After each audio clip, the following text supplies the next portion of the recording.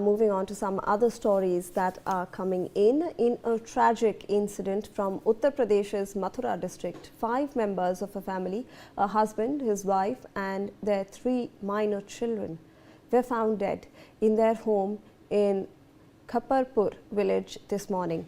Police suspect it to be a case of mass suicide, and the deceased have been identified as 35-year-old farmer Manish Kumar, his wife Seema and their 3 children, 2 daughters and a young son.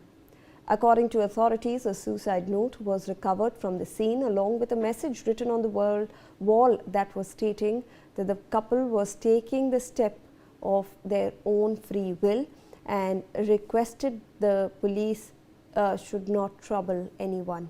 A video reportedly recorded by the family head has also been found. The bodies were discovered in a locked room after the man's brother raised an alarm when the family members were not seen since morning. Police broke open the door to find them. Investigations are underway to ascertain the exact cause and circumstances. Post-mortem reports are awaited. Let me in fact go across to my colleague Veer Narayan Sharma for more on this. Veer, if you can take us through the details of this case, please. Mathura के मावा थाना क्षेत्र का ये पूरा मामला है, जो खप्परपुर वहाँ गांव पड़ता है।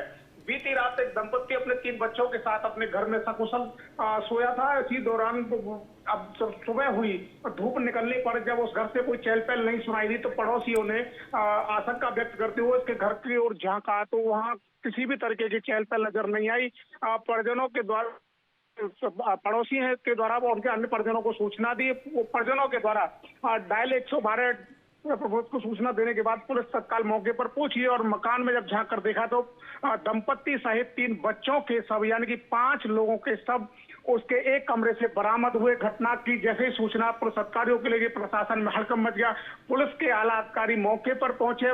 मौके पर पहुंच करके जो फॉरेंसिक टीम है वो वहां बुलाई गई। विधि विज्ञान की जो प्रयोगशाला की जो टीमें होती है उनके द्वारा साक्ष्य जुटा करके सबों को कब्जे में लेकर पोस्टमार्टम के लिए भेज दिया।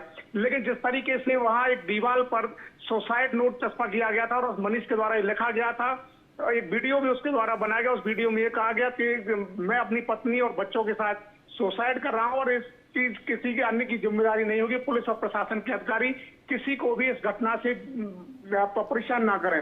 तो इसके बाद में जिस तरीके से ये घटना हुई है उसको लेकर के पूरे इलाके में सनसनी फैल गई, हड़कंप मचा हुआ है। क्योंकि जिस तरीके से ग्रामीणों की अगर बात करें, ग्रामीणों से जब बात की गई तो ग्रामीणों ने ये भी बताया कि बीते कुछ दिन पहले मृतक मनीष जो है उसके पिता ने जमीन बेची थी और जमीन का जो पैसे के लेन देन को लेकर आपस में विवाद था और विवाद के चलते ही ये सुसाइड इनके द्वारा किया गया है। हालांकि जिस तरीके से सुसाइड नोट मिला है उसने ये साफ कर दिया है कि इस तरीके की कोई घटना नहीं थी।